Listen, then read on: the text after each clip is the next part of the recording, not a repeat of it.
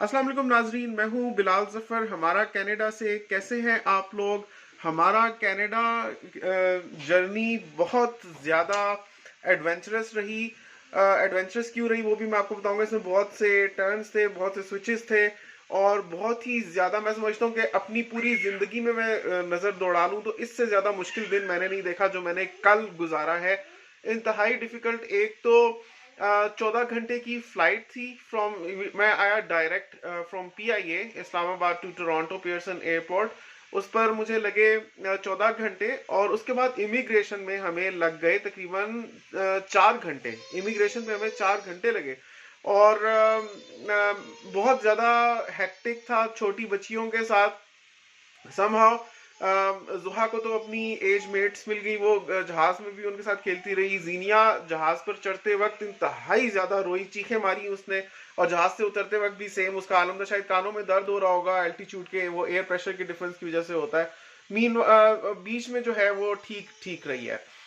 और जहाज में बहुत ही हम फंस फंसा के आए। इकोनॉमी वाले टिकट्स थे हमारे और बिल्कुल कम लेग स्पेस थी और हम बिल्कुल अकड़े रहे 14 घंटे के लिए, जिसकी वजह से हम ऑलरेडी थक गए थे। घर से जब हम निकले तो हम इंतहाई गर्म कपड़े पहनकर अपनी तरफ से निकल आए थे, क्योंकि हमें था कि जब टोरंटो पहुंचेंगे तो बहुत ज़्यादा ठंड होगी, तो हम घर से ही गर्म कपड़े चढ़ा कर निकले। सेकेंडली इसलिए भी बहुत ज़्यादा जैकेट्स पहनी क्योंकि सामान ऑलरेडी इतना ज्यादा था उठाने के लिए, तो उस पर हम इतनी फ्लफी सी बड़ी बड़ी जैकेट्स हैंड में रख के नहीं जाना चाहते थे, तो हम उनको पहन कर गए। लेकिन पाकिस्तान से जब हम चढ़े, इस कदर गर्मी थी, इस कदर गर्मी थी, ऐसा लग रहा था जल रहा है बदन।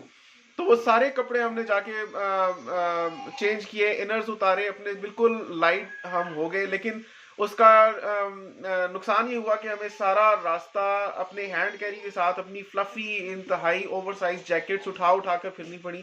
मुझे लगता है पूरी फ्लाइट में सबसे ज्यादा लगेज हमारा था और हम वो दिख ही रहा था कि हम हर तरफ से जैसे ना बिखरा पड़ा था सब कुछ, क्योंकि जो बैग्स थे हमारे पास वो ऑलरेडी फूल के कुप्पा हुए हुए थे। आपके सामने मैंने सारी पैकिंग की है। लेकिन उसके अलावा जो बाकी चीजें थी वो हमें फिर अपने हाथ में शॉपर्स उठाकर और अपने बाजुओं पर ऐसे जैकेट्स पैराशूट मटेरियल की फैलाकर प्लेन में चढ़ना पड़ा। और इवन एयर होस्टेस कह रही थी पता नहीं इतना सामान आने क्यों देते हैं। अच्छा, तो उस सामान को अकोमोडेट करना और फिर 14 घंटे बच्चियों के साथ फंसते फंसाते उसमें हमारे गुजरे। प्लेन में भी हमें सफोकेशन सी महसूस हुई, कोई अच्छी इतनी वेंटिलेशन नहीं थी। अच्छा, उसके बाद जब हम टोरंटो पहुंचे तो एयरपोर्ट पर इतनी हमें गर्मी लगी, अंदर इतनी गर्मी लगी, क्योंकि अगेन वही बात है, हम अगर जैकेट्स पहनेंगे नहीं, उतारेंगे, तो हमें और भी ज्यादा सामान संभालना पड़ेगा। तो उसको अकोमोडेट करने के लिए, क्योंकि हम तो बहुत सारी जैकेट्स अपने साथ लाए हुए थे और वो हमने मेन लगेज में इसलिए नहीं डाली थी बिकॉज मेन लगेज का ऑलरेडी वेट पूरा था, तो हमारे पास ऑप्शन नहीं थी इसके अलावा कि हम उनको चढ़ा के रखें। इवन जो हैंड कैरी था वो भी अपने लिमिट से एक्सीड कर रहे थे, तो फिर वो पॉसिबल नहीं था कि हम अपनी जैकेट्स भी उतार के हैंड कैरी में रख लेते। तो हमें वो उठा उठा कर फिरनी पड़ी, इतना हमारा लगेज था कि हमारे दो कार्ट्स थे बड़े, उसमें जो कैरियर पोर्ट्स होती है ना, वो हमारे दो लदे हुए थे। उसके अलावा एक वो इन बच्चों की प्रैम थी और दो उसके अलावा भी सूटकेसेस थे। वो सब अब ऑब्वियसली सिर्फ एक मैं ही हूँ मेन ड्रैग करने वाला। पहले एक ड्रैग करके जाऊं, फिर वापस आऊं, फिर दूसरा करके जाऊं, फिर वापस आऊं, फिर तीसरा लेके जाऊं, फिर वापस आऊं, फिर चौथा लेके जाऊं। सबकी नजर में भी आ रहा था। यहाँ पर तो सिक्योरिटी का सिस्टम बहुत ही ज्यादा टाइट है, वो जरा सा नहीं छोड़ते कि आपका ये बैग या बैगेज इधर है तो आप खुद कहीं और क्यों है। और ऑब्वियसली आप नए नए आए होते हैं, ऊपर से जहाज की भी थकान थी, तो बहुत ही ज्यादा हमारे लिए डिफिकल्ट था। दो दफा तो पोर्ट से बैग्स हमारे गिरे, इतनी मुश्किलों से मैंने स्टैकअप करके रखे और वो थोड़ा सा आगे गया तो वो टर्न लेते वक्त सारे बैग्स गिर गए। तो उनको मैंने रखा, थोड़ा सा आगे गया, फिर वो सारे बैग्स गिर गए और मैं तकरीबन पिछले 2 दिन से सोया हुआ नहीं था। उसमें मुझे इतने भारी भरकम बैग्स उठा उठा कर रखने पड़ रहे हैं, एक के ऊपर दूसरा, वो पूरा पहाड़ तैयार करके लेके जा रहा हूँ मैं हर जगह। अच्छा, वहां पर फिर इमिग्रेशन में हमें लग गए 3 घंटे। इवेंचुअली वो हमारे PR कार्ड्स स्टैंप हो गए, note cards, the COPR documents stamp हो गए और हम लोग फिर वहां से बाहर निकले। But it took us around 4 hours over there. और उस सारे दौरान में हमें बहुत ज़्यादा बैगेज संभालना, बैगेज तो खैर बाद में आता है, पहले हम ये इमिग्रेशन में से चल रहे थे, उसमें हम बिल्कुल फंसे हुए थे, बहुत सारी जैकेट्स हमने पहनी हुई थी, बहुत गर्मी हमें लग रही थी। उसके बाद जब हम बैगेज लेने गए तो बैगेज लेकर फिर आपने जाना होता है अपना goods to follow list declare करने के लिए, तो उसकी तरफ हम गए। अब गुड्स टू फॉलो लिस्ट कैसे आप बनाते हैं, उसका क्या चक्कर होता है, वो भी मैं आपको बता देता हूँ। देखिए गुड्स टू फॉलो में लेकिन उससे पहले मैं आपको एक और बड़ी दिलचस्प बात बताना चाहता हूँ। सारा टाइम जब से हमने अप्लाई किया वी वर वेरी कंसर्न कि पता नहीं प्रूफ ऑफ फंड्स में वो क्या क्या हमें क्वेश्चन पूछे, पाकिस्तान से करेंसी जैसे मतलब लेके जाते हैं, पता नहीं क्या क्या सवाल करे, किसी ने नहीं परवाह की, ना पूछा कि आपके पास कितने पैसे हैं या किस फॉर्म में लेके जा रहे हैं। It was a very smooth journey माशाल्लाह। वहां पर जब हम पहुंचे कनाडा में तो इवन उन्होंने हमसे प्रूफ ऑफ फंड्स नहीं मांगे।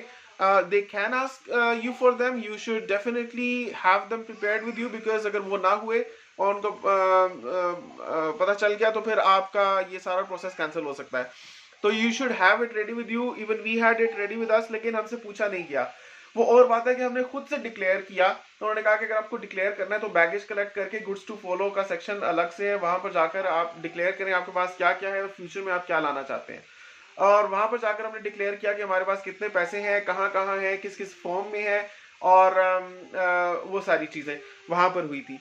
अच्छा, उसके साथ मैं आपको बताना चाहता हूँ कि जो गुड्स टू फॉलो लिस्ट है उसके बारे में भी लोगों की बड़ी कंफ्यूजन है कि ये क्या चीज़ होती है। तो वो आप जाएंगे तो वहीं पर आपको वो डॉक्यूमेंट दे देंगे।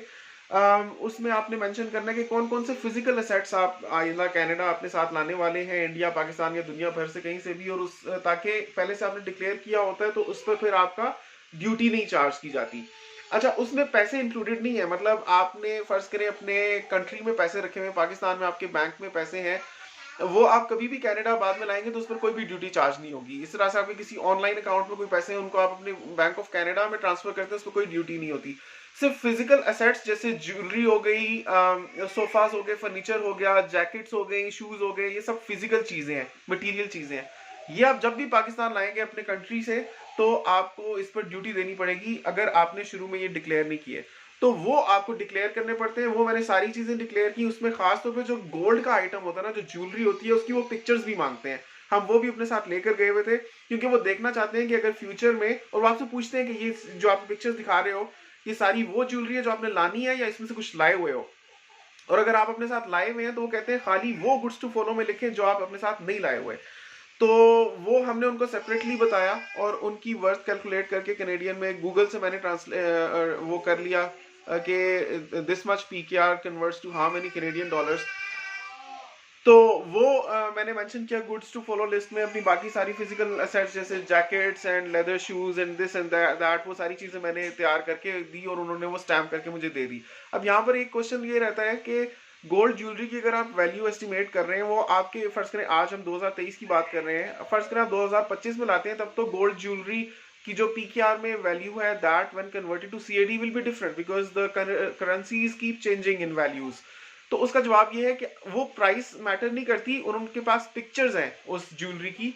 जब आप वही वाली ज्वेलरी अपने कंट्री से लेकर आएंगे वो पिक्चर के साथ मैच करेंगे और फिर उसकी जो मर्जी वैल्यू हो, बिकॉज द थिंग इज कि आपके साथ होनी चाहिए वो ज्वेलरी। ठीक है, तो ये है गुड्स टू फॉलो। इसमें आप कुछ भी लिख सकते हैं लेकिन इसमें आपके प्लॉट्स, घर वगैरह शामिल नहीं है। हमने समझा था कि हमारा पाकिस्तान में जो घर है कभी उसको भी सेल करेंगे तो हमें वो हाउस भी लिखना चाहिए गुड्स टू फॉलो में, लेकिन वो हाउस गुड्स टू फॉलो में नहीं आता बिकॉज वो हाउस बिकेगा तो वो पैसे आएंगे और पैसे आपके जब मर्जी जितने मर्जी आए उसमें कोई भी ड्यूटी नहीं करती। आई होप आपको गुड्स टू फॉलो का क्लियर हो गया होगा। नेक्स्ट वीडियो में मैं आपको पूरा क्लियरली बताऊंगा कि इमिग्रेशन प्रोसेस क्या है, पहले क्या होता है, बाद में क्या होता है, कैसे कौन सी स्लिप्स बनती हैं और फिर आपने कहाँ जाना होता है, कैसे आपने आंसर्स करने हैं, वो सारी चीजें आपको पता चलेंगी। हमारा कनाडा चैनल को सब्सक्राइब कर लीजिए। It's going to be extremely informative and educative and interesting channel for you. और नए आने वाले को थोड़ा सा इंट्रोडक्शन बता दूं कि हम 4 बंदों की